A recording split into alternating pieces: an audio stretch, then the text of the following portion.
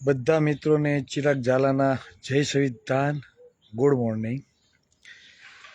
સવારમાં એવું થયું કે ચાલો સમાજ માટે બે શબ્દ પીરસી દઈએ। આ ગુજરાતમાં જેની વસ્તી નથી, જેના મત નથી, તેઓના મુખ્યમંત્રી છે, ગૃહમંત્રી છે, સારા કેબિનેટના ખાતા પણ છે। નિગમો લઈ લ્યો, ઉદ્યોગપતિઓ લઈ લ્યો, શિક્ષણ છે જગત લઈ લ્યો, બધી જગ્યાએ કોઈ એવું ક્ષેત્ર બાકી નથી કે ત્યાં તેમનું વર્ચસ્વ નહીં હોય અને તે આગળ નહીં હોય પ્રગતિના પંથે। જ્યારે આપણી પાસે કોઈ વસ્તુ નથી, કોઈથી મુખ્યમંત્રી, ગૃહમંત્રી, રાજકીય ક્ષેત્રે કંઈ આપને સત્તા પક્ષ દ્વારા આપવામાં આવ્યું નથી, તો ઉદ્યોગપતિઓ એટલા બધા નથી, કોઈ મેડિકલ ક્ષેત્રમાં કે મોટી કે યુનિવર્સિટીઓ ક્યાંય જોવા મળતું નથી।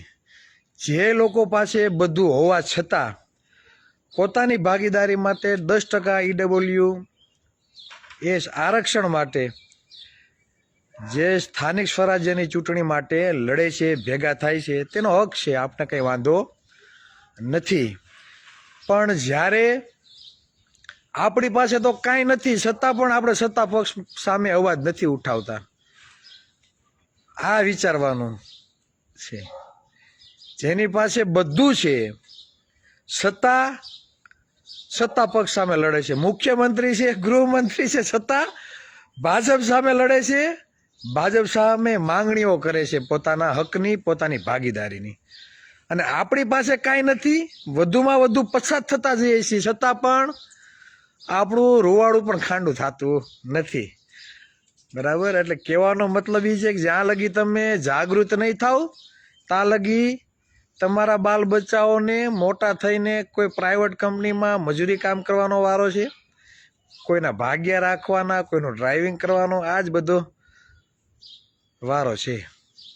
એટલે તમારી કોઈ ક્ષેત્રમાં ગણના થતી નથી, રાજકીય ક્ષેત્ર હોય, મેડિકલ ક્ષેત્ર હોય, ઉદ્યોગ ક્ષેત્ર હોય કે કોઈ બી ક્ષેત્ર, તમારી ભાગીદારી માટે અને તમારા વિકાસના ખરેખર કયા પાસાઓ છે તે વિચારવાની જરૂર છે। જે રાજકીય પક્ષો દ્વારા તમને યોગ્ય પ્રમાણમાં સમાનતા મળવી જોઈએ એ સમાનતા મળતી નથી। અમુક ચોક્કસ લોકો માટે આ સરકાર બનેલી છે અને અમુક ચોક્કસ સમુદાય માટે આ સરકાર વ્યવસ્થા કરી રહી છે, અને આપણે બધા શું કરીએ? આપણે બધા ખોટી બધી સેવાઓ કરીએ અને પટ્ટા પાથરવા બધી જગ્યાએ પૂગી જાય। અને જેને આપણે વિધાનસભામાં આ બાબતે અવાજ ઉઠાવવા માટે મોકલ્યા છે કે સાંસદમાં, એને કાંઈ આપણે પડી નથી, એને પ્રોટોકોલ નડે છે। તો આ બધી ગૂંચવણમાંથી આપણે બહાર નીકળવું પડશે, અવાજ ઉઠાવવો પડશે, ભેગા થવું પડશે અને બોલવું પણ પડશે। ખાસ ઘર સુધી સમાજની વાસ્તવિક જાગૃતિ પહોંચે, રાજકીય જાગૃતિ પહોંચે, આ બધી બાબતો ઘર સુધી પહોંચે તેના માટે આપણે બધાએ સહિયારો પ્રયત્ન કરવો પડશે, બરાબર। જે લોકો આપણા નથી એ લોકો સત્તામાં બેસી ગયા છે, તો આપણા માટેની વ્યવસ્થા ક્યાંથી કરવાના ભાઈ? એટલે જાગો। સવારનો સમય છે, મને એમ થયું કે થોડીક બે વાત સમાજને આપણે કહી દઈએ, અને તમારો પણ એવો પ્રયાસ હોવો જોઈએ કે તમારા ગામ, મહોલ્લા, તાલુકા, જિલ્લામાં દરેક સગાવાલાથી માંડી જ્યાં આપણા સમાજના, ઓબીસી સમાજના, SC ST સમાજના જે પણ ભાઈઓ વસવાટ કરે છે તેને આ સંદેશો પહોંચાડીએ, બરાબર। કેમ કે આપણા મતથી જ આ લોકો સત્તામાં બેઠા છે અને એવી વ્યવસ્થાઓ, એવી ગેરરીતિઓ બનાવે છે જેને કારણે પછાત સમુદાય હંમેશા વધુમાં વધુ પછાત રહે। આભાર।